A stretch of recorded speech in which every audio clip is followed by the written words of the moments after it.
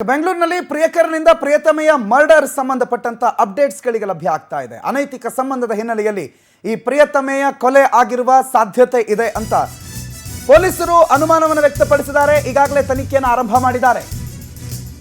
Poornaprajna ಲೇಔಟ್ನ hotel ಒಂದರಲ್ಲಿ ಹತ್ಯೆ ಆಗಿದೆ. ಅನೈತಿಕ ಸಂಬಂಧ ಇತ್ತು. ಅನೈತಿಕ ಸಂಬಂಧದ ಶಂಕೆ ಹಿನ್ನೆಲೆಯಲ್ಲಿ ಪ್ರಿಯತಮೆಯ ಕೊಲೆ ಆಗಿದೆ ಅಂತ ಆರಂಭಿಕ ಮಾಹಿತಿಗಳು ಲಭ್ಯ ಆಗ್ತಾ ಇದೆ. ಚಾಕುವಿನಿಂದ ಇರಿದು ಹರಿಣಿಯನ್ನ ಕೊಂದು ಹಾಕಿದ್ದಾನೆ ಟೆಕ್ಕಿ ಯಶಸ್. 17 ಬಾರಿ ಚಾಕುವಿನಿಂದ ಇರಿದು ಹರಿಣಿಯ ಮರ್ಡರ್ ಮಾಡಲಾಗಿದೆ. ಬೆಂಗಳೂರಿನಲ್ಲಿ ನಡೆದಿರುವಂತಹ ಹತ್ಯೆ ಇದು. ಈಕೆಯ ಕೊಲೆಯಾದಂತಹ ಹರಿಣಿ, ಕೊಲೆ ಮಾಡಿರುವ ಯಶಸ್ ಟೆಕ್ಕಿ ಈತ. ಇವರಿಬ್ಬರ ನಡುವೆ ಪ್ರೇಮ ಇತ್ತು. ಎಲ್ಲ ಒಂದು ಜಾತ್ರೆಯಲ್ಲಿ ಸಿಕ್ಕಿದ್ದಂತೆ ಈ ಹರಿಣಿ ತನ್ನ ಗಂಡನನ್ನು ಬಿಟ್ಟು ಈತನ ಜೊತೆಗೆ ಅನೈತಿಕ ಸಂಬಂಧ ಇಟ್ಕೊಂಡಿದ್ಲು. ಆ ವಿಚಾರ ಗಂಡಂಗೂ ಕೂಡ ಗೊತ್ತಾಗಿತ್ತು. ಗೊತ್ತಾಗ್ತಾ ಇದ್ದಂಗೆ ಸ್ವಲ್ಪ ಸ್ಟ್ರಿಕ್ಟ್ ಮಾಡಿದ್ದ ಗಂಡ. ಆದರೆ ಗಂಡನಿಗೆ ಗೊತ್ತಿಲ್ಲದಂಗೆ ಇವರಿಬ್ಬರು ಭೇಟಿಯಾಗಿದ್ರು. ಆದರೆ ಏಕಾಏಕಿ ಹೋಟೆಲ್ ಒಂದರಲ್ಲಿ ಈಕೆಯ ಶವ ಪತ್ತೆಯಾಗಿದೆ. ಏನಾಯಿತು, ಕೊಲೆ ಯಾರು ಮಾಡಿದ್ರು, ಹೇಗಾಯಿತು ಅನ್ನುವ ವಿಚಾರಕ್ಕೆ ಸಂಬಂಧಪಟ್ಟಂತೆ ಪ್ರಶ್ನೆ ಮಾಡ್ತಾ ಇರೋ ಸಂದರ್ಭದಲ್ಲಿ ಹತ್ಯೆ ಮಾಡಿ ಏಕಾಏಕಿ ಕೆಂಗೇರಿ ಠಾಣೆಗೆ ಹೋಗಿ ಶರಣಾಗಿದ್ದಾನೆ ಆರೋಪಿ. ಈ ಕೊಲೆ ಕೃತ್ಯ ಸುಬ್ರಹ್ಮಣ್ಯಪುರ ಠಾಣಾ ವ್ಯಾಪ್ತಿಗೆ ಬರುತ್ತೆ. ಹೀಗಾಗಿ ಆರೋಪಿಯನ್ನ ಸುಬ್ರಹ್ಮಣ್ಯಪುರ ಪೊಲೀಸರು ವಶಕ್ಕೆ ಪಡೆದಿದ್ದಾರೆ. ಆದರೆ ಆಕೆಯನ್ನ ಕೊಂದ ಬಳಿಕ ಈತನೂ ಕೂಡ ಆತ್ಮಹತ್ಯೆಗೆ ಯತ್ನಿಸಿದ್ದಂತೆ. 2 ಬಾರಿ ಆತ್ಮಹತ್ಯೆ ಮಾಡಿಕೊಳ್ಳೋ ಪ್ರಯತ್ನಕ್ಕೆ ಹೋಗಿದ್ದ. ಆ ಬಳಿಕ ಆರೋಪಿಯನ್ನು ವಶಕ್ಕೆ ಪಡೆದು ಈಗ ಆಸ್ಪತ್ರೆಗೆ ದಾಖಲು ಮಾಡಿದ್ದಾರೆ. ಆಸ್ಪತ್ರೆಯಲ್ಲಿ ಚಿಕಿತ್ಸೆಯನ್ನು ಕೊಡಿಸ್ತಿದ್ದಾರೆ. ಇಬ್ರು ಕೂಡ ಕೆಂಗೇರಿಯವರೇ, ಹರಿಣಿ ಯಶಸ್ಸು. ಕೆಂಗೇರಿ ನಿವಾಸಿಗಳು ಇವರಿಬ್ಬರು. 2 ದಿನಗಳ ಹಿಂದೆ ನಡೆದಿರುವ ಘಟನೆ ಈಗ ತಡವಾಗಿ ಬೆಳಕಿಗೆ ಬಂದಿದೆ. ಸುಬ್ರಹ್ಮಣ್ಯಪುರ ಪೊಲೀಸ್ ಠಾಣೆಯಲ್ಲಿ ಕೇಸ್ ಕೂಡ ದಾಖಲಾಗಿದೆ. ಹರಿಣಿ ಅನ್ನೋರು ಮದುವೆ ಆಗಿದ್ರು, 2 ಮಕ್ಕಳು ಕೂಡ ಇದೆ ಆಕೆಗೆ. ಆ ನಡುವೆ ಈಕೆಯ ಅನೈತಿಕ ಸಂಬಂಧ ಆಕೆಯ ಸಾವಿಗೆ ಕಾರಣ ಆಗಿದೆ. ಯಶಸ್ ಅನ್ನೋ ವ್ಯಕ್ತಿಯನ್ನ ಈಕೆ ಪ್ರೀತಿ ಮಾಡಿದ್ಲು. ಪ್ರೀತಿ ಮಾಡಿ ಆಗಾಗ್ಗೆ ಭೇಟಿ ಆಗ್ತಾ ಇದ್ರು. ಓಯೋ ರೂಮಲ್ಲಿ ಇದ್ದಂಥ ಸಂದರ್ಭದಲ್ಲಿ ಅಲ್ಲೇ ಕೊಲೆಯಾಗಿ ಆಕೆಯ ಮೃತದೇಹ ಪತ್ತೆಯಾಗಿದೆ. ಆರೋಪಿ ಯಶಸ್ಸು ಹೋಗಿ ಕೆಂಗೇರಿ ಸ್ಟೇಷನಲ್ಲಿ ನಾನು ಕೊಲೆ ಮಾಡಿದ್ದೀನಿ ಅಂತ ಶರಣಾಗಿದ್ದ. ಆದರೆ ಪ್ರಕರಣ ಸುಬ್ರಹ್ಮಣ್ಯಪುರ ಪೊಲೀಸ್ ಠಾಣೆಯ ವ್ಯಾಪ್ತಿಗೆ ಬರೋದ್ರಿಂದ ಸದ್ಯ ಸುಬ್ರಹ್ಮಣ್ಯಪುರ ಪೊಲೀಸರು ಯಶಸ್ನನ್ನು ಬಂಧಿಸಿದ್ದಾರೆ. ಇನ್ನು ಈ ಕೊಲೆಗೆ ಸಂಬಂಧಪಟ್ಟಂತೆ ಇನ್ನೂ ಹೆಚ್ಚಿನ ಮಾಹಿತಿಗಳು ಬರೋದಿದೆ. ಆದರೆ ಹರಿಣಿಯ ಹಿನ್ನೆಲೆ ಏನು, ಆಕೆಯ ಪತಿ, ಆಕೆಯ ಮಕ್ಕಳ ಬಗ್ಗೆ ಇನ್ನಷ್ಟು ಮಾಹಿತಿಗಳು 1 by 1 ಈಗ ಹೊರಗಡೆ ಬರ್ತಾ ಇದೆ. ಬೆಂಗಳೂರಿನ ಸುಬ್ರಹ್ಮಣ್ಯಪುರ ಪೊಲೀಸ್ ಠಾಣೆಯಲ್ಲಿ ಈ ಪ್ರಕರಣ ಕೂಡ ದಾಖಲಾಗಿದೆ. ಕೊಲೆ ಮಾಡಿ ಸ್ವತಃ ಆರೋಪಿಯೇ ಬಂದು ಶರಣಾಗಿರೋ ಹಿನ್ನೆಲೆಯಲ್ಲಿ ಪ್ರಕರಣದ ಏನಾದರೂ ಮುಚ್ಚಿಟ್ಟ ಸತ್ಯ ಇದ್ರೆ ಆ ಸತ್ಯದ ಬಗ್ಗೆ ಪೊಲೀಸರು ತನಿಖೆ ಆರಂಭ ಮಾಡಿದ್ದಾರೆ. ಆದರೆ ಸದ್ಯಕ್ಕೆ ಪ್ರಾಥಮಿಕವಾಗಿ ಬಂದಿರೋ ಮಾಹಿತಿ ಪ್ರಕಾರ ಹರಿಣಿಯ ಪತಿ ದಾಸೇಗೌಡ ಅಂತ ಕೋಟಿ ಬೆಲೆ ಬಾಳೋ ಆಸ್ತಿ ಇದೆ ಅವರಿಗೆ. ಎಷ್ಟು ಆಸ್ತಿ ಅಂತಂದ್ರೆ ಹರಿಣಿ ಅವರ 2 ತಲೆಮಾರು ಕೂತ್ಕೊಂಡು ತಿಂದ್ರು ಕರಗದಷ್ಟು ಆಸ್ತಿ ಇದೆ ಅಂತೆ. 6 ವರ್ಷಗಳ ಹಿಂದೆ ಮದುವೆ ಆಗಿರೋದು. 2 ಹೆಣ್ಣುಮಕ್ಕಳಿದ್ದಾರೆ ಆ ಹರಿಣಿ ಅನ್ನೋ ಹೆಂಗಸಿಗೆ. ಹರಿಣಿ ವಿಚಾರವನ್ನ ತಿಳ್ಕೊಂಡು ಹಲವು ಬಾರಿ ಬುದ್ಧಿ ಹೇಳಿದ್ದ.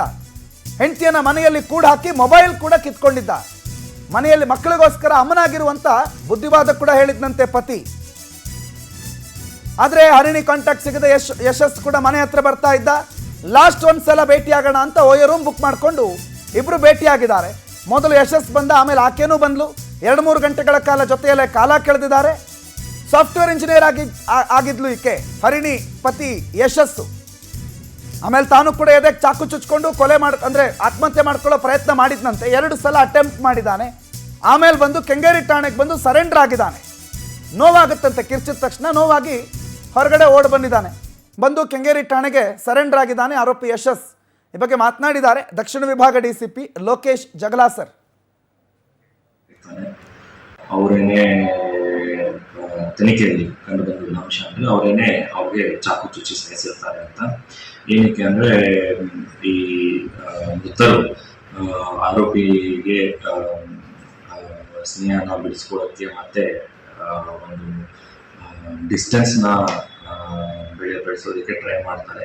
ಅದು ಆ ಕಾರಣ ಆ ವ್ಯಕ್ತಿ ಕೋಪಗೊಂಡು ನನ್ನ ದೂರ ಮಾಡ್ತಾ ಇದ್ದಾರೆ ಅಂತ ಒಂದು ಸಿಟ್ಟಿನಿಂದ ನನಗೆ ಸಿಗೋದಿಲ್ಲ ಅನ್ನೋ ಒಂದು ಇದರಿಂದ ಮೃತರ ಮೇಲೆ ಚಾಕುವಿಂದ ಹಲ್ಲೆ ಮಾಡ್ತಾರೆ. ಅಂತ ಈವರೆಗೂ ತನಿಖೆಯಲ್ಲಿ ಕಂಡು ಬಂದಿದೆ. ಹಾಗೆಯೂ ತನಿಖೆ ಮುಂದುವರೆದಿದ್ದು ಎಲ್ಲ ಸಾಕ್ಷ್ಯಾಧಾರಗಳನ್ನು ಪರಿಶೀಲಿಸಲಾಗ್ತಾ ಇದೆ.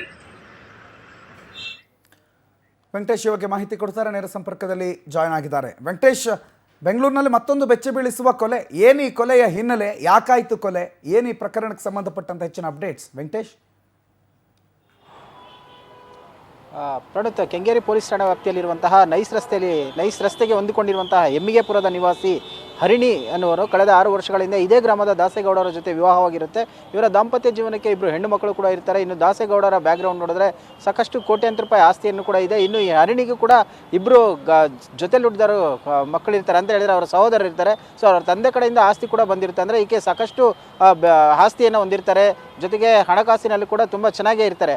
ಆದರೆ ಈಕೆ ಜಾತ್ರೆಗೆ ಹೋದಂಥ ಸಂದರ್ಭದಲ್ಲಿ ಯಶಸ್ ಅನ್ನುವಂಥ ಯುವಕನ ಜೊತೆ ಆಕೆಗೆ ಪರಿಚಯ ಆಗುತ್ತೆ. ಪರಿಚಯ ಆದ ನಂತರ ಕೂಡ ಮೊಬೈಲನ್ನು ನಂಬರ್ಗಳು ಕೂಡ ಎಕ್ಸ್ಚೇಂಜ್ ಆಗುತ್ತೆ. ಇಬ್ಬರು ಕೂಡ ದಿನನಿತ್ಯ ಮಾತಾಡುವಂಥ ಕೆಲಸವನ್ನು ಕೂಡ ಮಾಡ್ತಿರ್ತಾರೆ.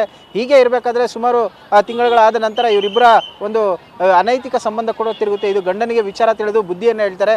ಕೆಲವು ದಿನಗಳ ಕಾಲ ಅವರ ಮನೆಯವರೆಗೂ ವಿಚಾರವನ್ನು ತಿಳಿಸಿ ಮನೆಯಲ್ಲಿ ಕರ್ಕೊಂಡು ಬಂದು ಆಕೆ ಬಳಿ ಇದ್ದಂಥ ಮೊಬೈಲನ್ನು ಕೂಡ ಕಿತ್ಕೊಂಡು ಕೂಡೆ ಹಾಕಿರ್ತಾರೆ. ಇದಾದ ಬಳಿಕ ಕೂಡ ಈತ ಯಶಸ್ಸು ಕೂಡ ಆಕೆಯನ್ನು ನೋಡಬೇಕು ಅಂತ ಹೇಳಿ ಮನೆ ಹತ್ರ ಸಾಕಷ್ಟು ಬಾರಿ ಬಂದು ಓಡಾಟವನ್ನು ಮಾಡಿರ್ತಾರೆ. ಈ ವಿಚಾರ ತಿಳಿದಂಥ ಸಂದರ್ಭದಲ್ಲಿ ಆತನಿಗೆ ಬುದ್ಧಿ ಹೇಳಿ ಇದನ್ನು ಬಿಡುವಂತ ಹೇಳುವಂಥ ಒಂದು ಕೆಲಸವನ್ನು ಮಾಡೋಕ್ಕೂ ಮುಂದಾಗಿರ್ತಾರೆ. ಅಷ್ಟರೊಳಗಡೆ ಈತ ಏನು ಮಾಡ್ತಾನೆ ಅಂದರೆ ಈ ಹರಿಣಿ ಜೊತೆ ಮೀಟ್ ಮಾಡಬೇಕು ಅಂತ ಹೇಳಿ ಆಕೆಗೆ ಬೇರೆ ಒಬ್ಬರ ನಂಬರ್ ಮುಖಾಂತರವಾಗಿ ಕಾಂಟ್ಯಾಕ್ಟ್ ಮಾಡ್ತಾರೆ. ಓಯರು ಕರೆಸ್ಕೊಂಡ ನಂತರ 2 ಗಂಟೆಗಳ ಕಾಲ ಹೀಗೆ ಇರಬೇಕಾದ್ರೆ ತದಬಳಿಕ ಚಾಕುವನ್ನು ತಂದಿರ್ತಾನೆ ಈತ ಪ್ರೀ ಪ್ಲಾನ್ ಅನ್ನು ಮಾಡಿ ಆಕೆಗೆ ಮರ್ಡರ್ ಮಾಡಬೇಕಂತೇಳಿ. ಸೊ ಹತ್ಯೆಯನ್ನು ಮಾಡಿ ಸುಮಾರು 17 ಬಾರಿ ಆಕೆ ದೇಹದ ವಿವಿಧ ಭಾಗಗಳಿಗೆ ಆತ ಚುಚ್ಚಿ ಹತ್ಯೆಯನ್ನು ಮಾಡ್ತಾನೆ. ತದಬಳಿಕ ಆತನು ಕೂಡ ಒಂದು ಆತ್ಮಹತ್ಯೆ ಪ್ರಯತ್ನ ಮಾಡಿ 2 ಬಾರಿ ದೇಹಕ್ಕೆ ಇರಿದುಕೊಳ್ತಾನೆ. ಆದರೆ ನೋವಾಗಿದೆ ಅಂತ ಹೇಳಿ ಆತ ಕಿರ್ಚ್ಕೊಂಡು ಹೊರಗಡೆ ಬರ್ತಾನೆ. ಸದ್ಯ ಘಟನೆಗೆ ಸಂಬಂಧಪಟ್ಟಂತೆ ಕೆಂಗೇರಿ ಠಾಣೆಗೆ ಬರ್ತಾರೆ. ಅವರು ಸುಬ್ರಹ್ಮಣ್ಯಪುರ ಪೊಲೀಸ್ ಠಾಣೆಗೆ ಒಂದು ಮಾಹಿತಿಯನ್ನು ಕೊಡ್ತಾರೆ. ಆರೋಪಿಯನ್ನು ವಶಕ್ಕೆ ಪಡೆದು ವಿಚಾರಣೆಯನ್ನು ಮಾಡ್ತಾ ಇದ್ದಾರೆ. ಈಗಾಗಲೇ ಏನು ನ್ಯಾಯಾಂಗ ಬಂಧನಕ್ಕೆ ಒಪ್ಪಿಸಬೇಕಂತ ಹೇಳಿ ಕೋರ್ಟ್ ಮುಂದೆ ಹಾಜರುಪಡಿಸ್ತಾರೆ. ಅದಾದ ಬಳಿಕ ಹೆಚ್ಚಿನ ಒಂದು ವಿಚಾರಣೆ ಅವಶ್ಯಕತೆ ಇರೋದ್ರಿಂದಾಗಿ ಮತ್ತೆ ಆತನನ್ನು ವಶಕ್ಕೆ ಪಡೆದು ವಿಚಾರಣೆ ಮಾಡುವಂಥ ಕೆಲಸಕ್ಕೂ ಮುಂದಾಗ್ತಾರೆ. ಅಂದರೆ ಈಕೆ ಅವಾಯ್ಡ್ ಮಾಡ್ತಾ ಇದ್ಲು ಅನ್ನುವಂತಹ ಉದ್ದೇಶಕ್ಕೋಸ್ಕರ ಈತ ಹತ್ಯೆ ಮಾಡಿದ್ದೇನಂತ ಹೇಳಿ ಹೇಳಲಾಗ್ತದೆ. ಆದರೆ ಇವರಿಬ್ಬರ ನಡುವೆ ಬೇರೆ ಏನಾದರೂ ವಿಚಾರಕ್ಕೆ ಈ ಹತ್ಯೆ ಆಗಿದೆಯಾ ಅನ್ನೋಂಥದ್ದು ಕೂಡ ಪೊಲೀಸರ ತನಿಖೆಯಿಂದ ತಿಳಿದು ಬರಬೇಕು. Pranoth. Right, okay, thank you Venkatesh ಮಾಹಿತಿಗೆ.